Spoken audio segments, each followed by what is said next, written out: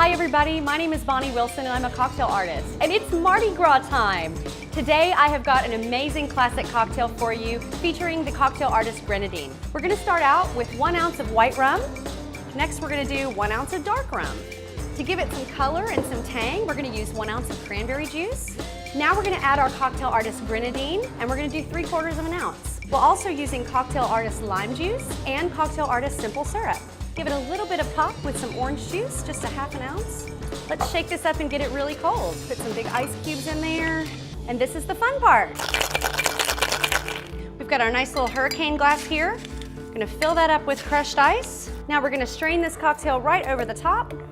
Want to pour it kind of slowly, just to make sure we get all that ice in there. We're gonna garnish it with a nice fresh orange slice. And this is the hurricane. Happy Mardi Gras, everybody. Make sure to check us out at cocktail-artist.com for more holiday recipes all throughout the year.